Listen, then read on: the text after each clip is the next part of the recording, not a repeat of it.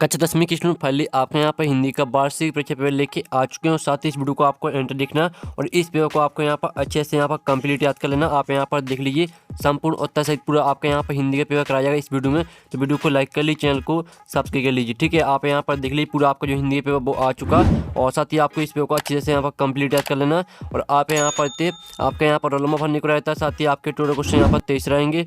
और आप यहाँ पर देख लीजिए हाई स्कूल मुख्य परीक्षा वर्ष 2024। ठीक है, हाई स्कूल एग्जामिनेशन मेन 2024 आपका हिंदी विषय का पेपर है और मार्क्स आपका यहाँ 75 अंक रहने वाला। समय आपका यहाँ पर 3 घंटे रहेगा। साथ ही वीडियो को लाइक और चैनल को सब्सक्राइब जरूर कर लीजिए क्योंकि हम बड़ी मेहनत से आपके लिए यहाँ पेपर लाते हैं। साथ ही आपके यहाँ पर आते हैं निर्देश सही प्रश्नों को उत्तर लिखिए, तो आपके यहाँ पर निर्देश आते तो आप निर्देश ही पढ़ सकते हैं। ठीक है, तो फाइनली आप यहाँ पर देख लीजिए। अब चलिए स्टूडेंट जो आपके यहाँ पर हिंदी के पेपर वो देख लेते हैं। तो आपको यहाँ पर ध्यान से देखना और सुनना, जिससे पूरे ऑब्जेक्ट है वो आपको यहीं पे याद कर लेने। ठीक है, तो चलिए आपके यहाँ पर पहले तो आते हैं आपके सही विकल्प चुनकर लिखिए। 6 नंबर के आते हैं। तो पहला आपका जो यहाँ पर आता है वो आता है हिंदी के पद्य साहित्य का दूसरा काल है। ठीक है, आप यहाँ पर देख लीजिए हिंदी के पद्य साहित्य का दूसरा काल है। तो आपका आता रीतिकाल और बाता आदिकाल और साता भक्ति काल और दाता आधुनिक काल। तो जो आपके यहाँ पर दिया हिंदी के पद्य साहित्य का दूसरा काल है, तो इसका करेक्ट आंसर आपका यहाँ पर हो जाएगा भक्ति काल।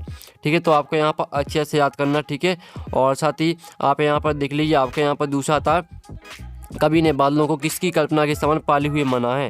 तो आपका इसका अवसान था बाल कल्पना और बाता आसमान की कल्पना और साथ विद्युत की कल्पना और दाता काले घुंघराले बालों की कल्पना। तो जो आपका यहाँ पर दिए कवि ने बादलों को किसकी कल्पना के समान पाले हुए माना है, तो इसका आंसर आपका आ हो जाएगा बाल कल्पना।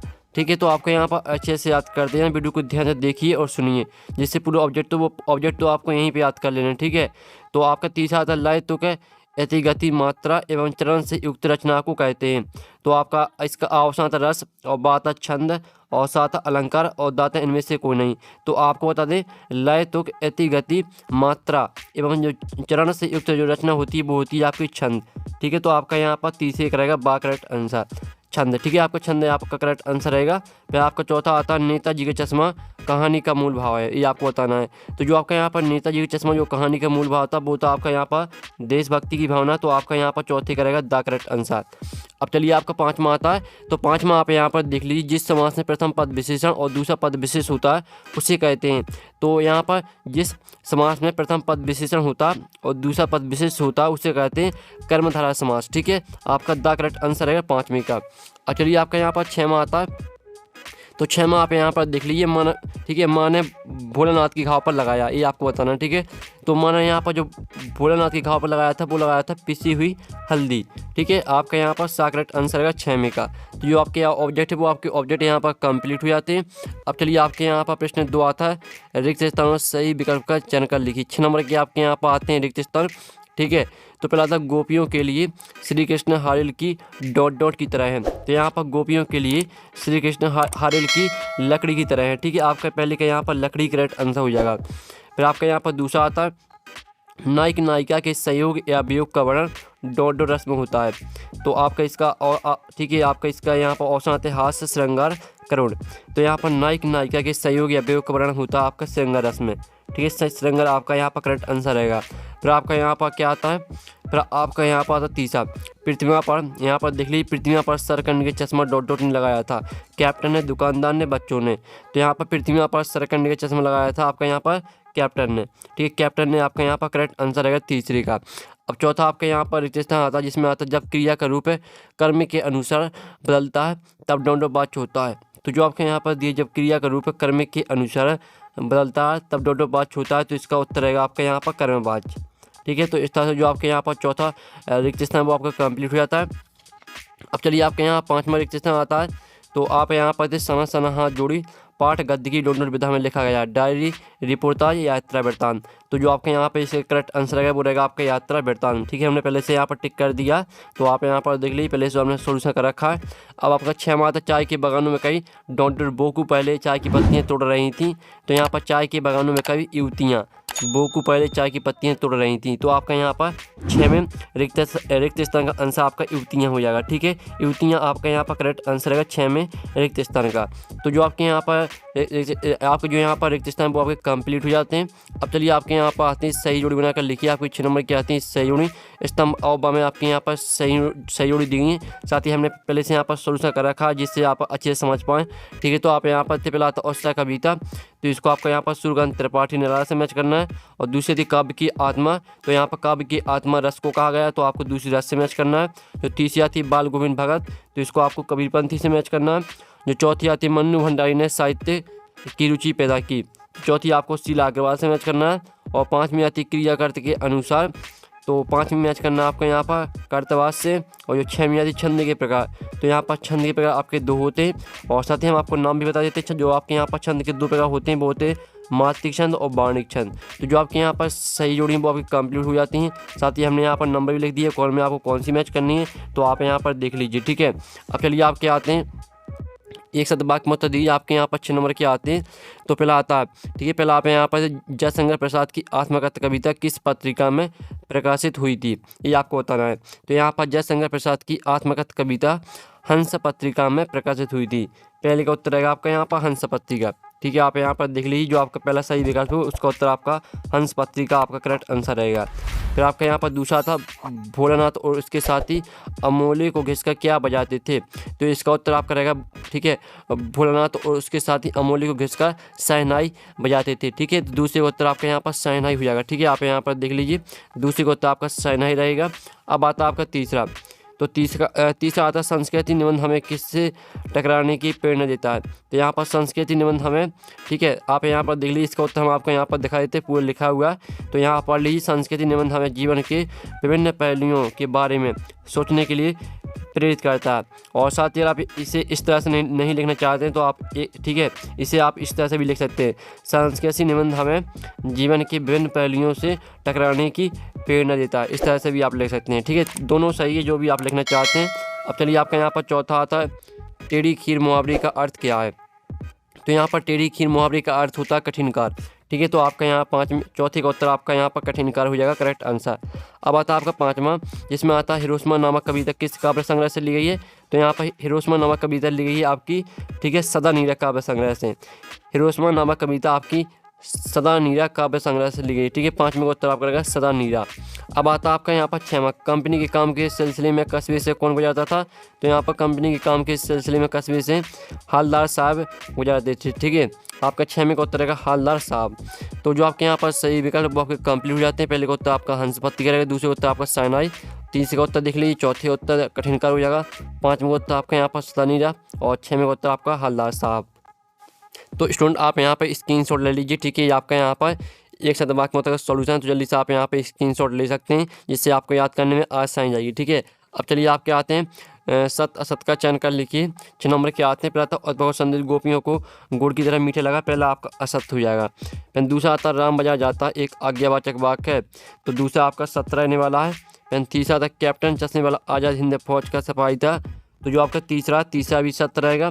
फिर चौथा आता लोक प्लस उक्ति से मिलकर लोकोक्ति शब्द बना है, तो जो आपका चौथा वो 7 रहने वाला है। ठीक है, और पाँचवा आता परशुराम की फांसी को देखकर लक्ष्मण भयभीत हो गए, तो जो पाँचवा आपका असत हो जाएगा। ठीक है, अब चलिए आपका यहाँ पर देख लेते हैं 6वां, तो आपका 6वां आता भोलानाथ के पिता उन्हें गोरस भात चांदी की कटोरी में खिलाते थे, तो 6वां आपका असत हो जाएगा। ठीक है, तो आपके जो यहाँ पर सत असत वो अब कंप्लीट हो जाते हैं। आप यहाँ पर देख लीजिए, ये आपका यहाँ पर सत असत का सॉल्यूशन है। पहला आपका असत रहेगा, दूसरा सत रहेगा, तीसरा सत रहेगा, चौथा सत रहेगा, पाँचवा आपका असत रहेगा, 6वां भी असत रहेगा। ठीक है, आप स्क्रीनशॉट ले लीजिए, आपका सत असत का सॉल्यूशन है।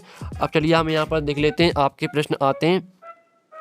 ठीक है, प्रश्न आता आपके यहाँ पर रीति काल को श्रृंगार काल क्यों कहा गया, लिखिए। ठीक है, और साथ ही आपका यहाँ पर अथवा आता है प्रगतिवाद की 2 विशेषता प्रवृत्तियाँ लिखिए। तो जो आपके यहाँ पर दिया रीति काल को श्रृंगार काल क्यों कहा गया, लिखिए। इसका उत्तर आप यहाँ पर देख लीजिए। ठीक है, इसका उत्तर आप यहाँ पर देते हैं, रीतिकालीन कवियों ने श्रृंगार रचनाएँ लिखी हैं, इसके कारण रीति काल को श्रृंगार काल कहा जाता है। इस काल में नायिक सौंदर्य नक्सिक वर्णन रूप सौंदर्य का बहुतयास रूप से वर्णन किया गया है। ठीक है, इस तरह से आपका यहाँ पर उत्तर रहेगा, तो आप यहाँ पर अच्छे देख लीजिए। और आप यहाँ पर कवि के नाम, लेकिन आपको सिर्फ यहाँ पर क्या लिखना है, आपको लिखना है रीतिका को श्रृंगार क्यों कहा जाता है, तो सिर्फ आपको यहाँ पर रीतिकाल से लेकर किया गया है तक लिखना है। ठीक है, अब चलिए आपके यहाँ पर देख लेते हैं। 7वां क्वेश्चन आता है तुलसीदास अथवा जयशंकर प्रसाद पर आपको यहाँ पर लिखना है काव्यगत विशेषताएं। तो आपको यहाँ पर 2 रचना लिखना है, भावपक्ष लिखना है। ठीक है, जो आपके यहाँ पर तुलसीदास है, इस पर आप यहाँ पर देख लीजिए उत्तर। इसकी आपको यहाँ पर रचना दिखा देते हैं। तो आप यहाँ पर देख लीजिए, आपके यहाँ पर गोस्वामी यानी जो आपकी तुलसीदास है वो तुलसीदास की आप यहाँ पर रचना देख लीजिए, बिना पत्रिका, रामचरितमानस। ठीक है, आपको 2 लिखना है। और भावपक्ष आप यहाँ पर देख लीजिए, आपका यहाँ पर भावपक्ष हो जाता है। ठीक है, तो ये आपका यहाँ पर तुलसीदास पर आपको यहाँ पर काव्यगत परिचय वो आपका कंप्लीट हो जाता है। ठीक है, अब चलिए आपके यहाँ पर देख लेते हैं। अब आता है आपका 8वां क्वेश्चन, उद्भव की विभाग की तुलना किस किस से की गई है। ठीक है, तो और साथ ही जो अथवा आता है, और साय कविता में बादल किन किन अर्थों की ओर संकेत करता है। तो जो आपके यहाँ पर दिया गया, ठीक है, आप यहाँ पर देख लीजिए। सॉरी, जो आपके यहाँ पर ये उद्भव की विभाग की तुलना किस किस से की गई है, और इसका अर्थ था गोपी के अनुसार राजा का धर्म क्या होना चाहिए। तो जो आपके यहाँ पर दिया उद्भव की विभाग की तुलना किस किस से की गई, तो इसका उत्तर आप यहाँ पर देख लीजिए, ये रहा आपका इसका उत्तर। ठीक है, गोपियों ने उद्भव की विभाग की तुलना निम्नलिखित उदाहरणों से की है। आपका पहला और दूसरा पॉइंट आपको लिख देना। ठीक है, यही आपका उत्तर हो जाता है। अब चलिए आपके यहाँ पर देख लेते हैं। आपका 9वां था लक्ष्मण ने वीर की क्या क्या विशेषताएं बताई, और अथवा आता उसका कविता बदल किन किन अर्थों की ओर संकेत करता है। तो जो आपके यहाँ पर दिया लक्ष्मण ने वीर की क्या क्या विशेषताएं बताई हैं, तो इसका उत्तर आप यहाँ पर देख लीजिए, इरा आपका उत्तर। ठीक है, आपको 3 विशेषताएं लिख देनी है, और साथ ही हम आपको एक ही क्वेश्चन का आंसर कराएंगे, जो आपका अथवा का उत्तर है, अथवा का आपको खुद करना। ठीक है, और साथ ही आपको बता दें जो आपको ऊपर का क्वेश्चन साथ ही जो अथवा का क्वेश्चन है, दोनों क्वेश्चन को आपको याद करना है। ठीक है, दोनों ही क्वेश्चन को याद करना है। फिर आपका 10वां था महाकाव्य एवं खंडकाव्य में अंतर लिखिए, और अथवा था प्रबंध काव्य और मुक्तक काव्य में अंतर लिखिए। तो जो आपके यहाँ पर ये महाकाव्य और खंडकाव्य में अंतर लिखना है आपको, तो आप यहाँ पर देख लीजिए, ये आपको महाकाव्य और खंडकाव्य में अंतर है। ठीक है, तो अच्छे से देख लीजिए, आपको महाकाव्य और खंडकाव्य में अंतर दिया है। आपके यहाँ पर 4 पॉइंट लिखें। ठीक है, उदाहरण भी लिखा हुआ है, तो आप यहाँ पर अच्छे से देख लीजिए, आपको महाकाव्य और खंडकाव्य में अंतर हो जाता है। अब चलिए आपके यहाँ पर देख लेते हैं। 11वां आता अतिशयोक्ति अलंकार की परिभाषा, उदाहरण सही लिखिए। ठीक है, और आपका इसका अथवा आता द्वय छंद का उदाहरण लिखिए। तो जो आपके यहाँ पर दिया अतिशयोक्ति अलंकार की परिभाषा, उदाहरण सही लिखिए। तो आप यहाँ पर देख लीजिए, इसकी जो परिभाषा रहेगी वो हो जाएगी, जब किसी बात का वर्णन बहुत बड़ा चढ़ाकर किया जाता है तब वह अतिशयोक्ति अलंकार कहा जाता है। ठीक है, और आप यहाँ पर समझ सकते हैं। और उदाहरण आता है, देख लो साकेत नगरी है यही, स्वर्ण से मिलने गगन में जा रही है। ठीक है, आपको उदाहरण हो जाता है। अब चलिए आपके यहाँ पर देख लेते हैं। आपका 12वां क्वेश्चन आता है कहानी उपन्यास में आपको यहाँ पर 2 अंतर लिखने हैं। ठीक है, तो आप यहाँ पर देख लीजिए, कहानी उपन्यास में आपके यहाँ पर ये 2 अंतर दिए गए हैं, तो अच्छे देख लीजिए, आपके कहानी उपन्यास में यहाँ पर 2 अंतर हो जाते हैं। ठीक है, अब चलिए आपके यहाँ पर देख लेते हैं 13वां प्रश्न। 13वां प्रश्न आपका आता है रामवृक्ष बिनुपुरी अथवा मन्नू भंडारी पर आपको यहाँ पर लिखना साहित्यिक विशेषताएं। आपको 2 रचना लिखना, बहुत सही लिखना है। जो आपको मन्नू भंडारी दिया है, इस पर हम आपको यहाँ पर दिखा देते हैं। ये आपके यहाँ पर मन्नू भंडारी की आपके यहाँ पर रचनाएं दी हैं। ठीक है, आप यहाँ पर देख लीजिए, आपको यहाँ पर रचनाएं मिल जाएंगी। ठीक है, एक प्लेट सैलाब यही सच है, ये आपकी रचनाएं यहाँ पर दी हैं। ठीक है, और इसकी आप यहाँ भाषा शैली देख लीजिए, ये आपके यहाँ भाषा शैली हो जाती है मन्नू भंडारी की। ठीक है, तो आप यहाँ पे स्क्रीनशॉट ले सकते हैं और अच्छे से आपको याद करना है। अब चलिए आपके यहाँ पर देख लेते हैं। अब आता आपका भगत की पुत्रवधू उन्हें अकेला क्यों नहीं छोड़ना चाहती थी। तो इसका उत्तर आप यहाँ पर देख लीजिए, इसका उत्तर रहेगा आपका भगत की पुत्रवधू उन्हें अकेले नहीं छोड़ना, ठीक है, छोड़कर नहीं जाना चाहती थी। ठीक है, आप यहाँ पढ़ लीजिए, पूरा आपको अच्छे से यहाँ पर याद कर लेना है। अब चलिए आपके यहाँ पर देख लेते हैं, जो 14वें का अथवा वो आप यहाँ पर देख सकते हैं। ये आपका 14वें का यहाँ पर अथवा दिया गया है। और फिर आपका 15वां था सेनानी न होते हुए भी चश्मे वाले लोग कैप्टन क्यों कहते थे। और जो अथवा था वास्तविक अर्थों में संस्कृत व्यक्ति किसे कहा जा सकता है। ठीक है, तो इसका उत्तर आप यहाँ पर देख लीजिए, वास्तविक अर्थों में संस्कृत व्यक्ति किसे कहा जा सकता है, ये आपका उसी प्रश्न का उत्तर है। ठीक है, तो जल्दी से आप यहाँ पर स्क्रीनशॉट ले लीजिए, पूरा आपका उत्तर यहाँ पर कंप्लीट हो जाता है। अब चलिए आपके यहाँ पर देख लेते हैं। 16वां प्रश्न आता है निम्नलिखित वाक्यांश के लिए आपको एक शब्द लिखना है जो सभी को स्वीकार हो, और अथवा दूसरा आता जिसका आकार ना हो। ठीक है, इनके लिए आपको एक शब्द लिखना है, और इसका अथवा आता जिसका आपको मुहावरों का अर्थ लिखना और वाक्य में प्रयोग करना है। जो इनका आपका यहाँ पर जो दिया है, आँख का तारा होना, तो यानी बहुत दिनों बाद दिखाई देना। ठीक है, ये आपका इसका अर्थ यानी आपका इसका अर्थ हो जाएगा। फिर आपका दूसरा था गागर में सागर बनना, तो इसका आपका अर्थ रहेगा थोड़े से बहुत अधिक कहना, और वाक्य में प्रयोग आपको खुद कर लेना है। ठीक है, अब आता आपका 17वां प्रश्न आता भोलानाथ अपने साथियों को देखकर सिसकना क्यों भूल जाता है। ठीक है, तो इसका उत्तर आप यहाँ पर देख लीजिए, इसका उत्तर हम आपको यहाँ पर दिखाते हैं, आपका यहाँ पर दिया उत्तर। ठीक है, भूलना था अपने साथियों को देखकर सकना क्यों भूल जाता है, ये आपको उसी का उत्तर है। तो पूरा आपको यहाँ पर याद कर लेना, ठीक है, अच्छे से देख लीजिए। अब चलिए आपके यहाँ पर देख लेते हैं 18वां प्रश्न आता है, जिसमें आपको ये आपका काव्यांश दिया है। तो ये काव्यांश की आपको संदर्भ प्रसंग सहित व्याख्या लिखनी है, ठीक है। फिर आपको 19वां आता है निम्नलिखित गद्यांश की संदर्भ प्रसंग सहित व्याख्या लिखी। तो ये आपका गद्यांश आता है, तो इसकी भी आपके यहाँ पर संदर्भ प्रसंग सहित व्याख्या लिखनी है, ठीक है। और इस साइड भी आपके यहाँ पर दिया है, ठीक है। और इसका अथवा देख लीजिए, जो भी आपसे बनता है वो आप कर सकते हैं। अब 20वां आता है मेरे जीवन के लक्ष्य विषय पे एक अनुच्छेद लिखिए। इसका अथवा 2 मित्रों के बीच परीक्षा की तैयारी पर संवाद लिखिए। और जो इनका उत्तर वो भी हम बताने वाले हैं। 21वां आता है निम्नलिखित आपठित काव्यांश को पढ़कर पूछे गए प्रश्नों का उत्तर लिखिए। तो आपके यहाँ पर एक काव्यांश आता है और इसके आपके आते 3 प्रश्न। इन तीनों प्रश्नों का उत्तर आपको इसी काव्यांश से मिल जाएंगे, ठीक है। और इसका अथवा आता आपका जो काव्यांश रहता है वो थोड़ा कठिन रहता है, और इसका जो अथवा था वो है आपका आपठित गद्यांश। तो आपको आपठित गद्यांश करना है, क्योंकि इसमें आपको बहुत जल्दी ही मिल जाता है, ठीक है। यानी जो आपके प्रश्न रहते हैं इन प्रश्नों का उत्तर आपको बहुत ही जल्दी इसमें मिल जाएंगे ढूंढने में, ठीक है।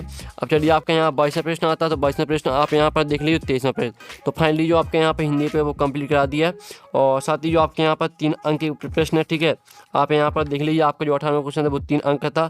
तो 18वें क्वेश्चन से लेकर आपका यहाँ पर 23वें क्वेश्चन का सोल्यूशन नेक्स्ट वीडियो में। अगर वीडियो को लाइक कर लीजिए, साथ ही आप PDF डाउनलोड करना चाहते हैं पेपर का, तो लिंक आपको वीडियो के डिस्क्रिप्शन में जाएगी, तो वहाँ से आप PDF डाउनलोड कर सकते हैं। साथ ही आपको टेलीग्राम ग्रुप भी ज्वाइन कर लेना है। तो हम यहाँ पर नेक्स्ट वीडियो में टेकिंग बाय बाय।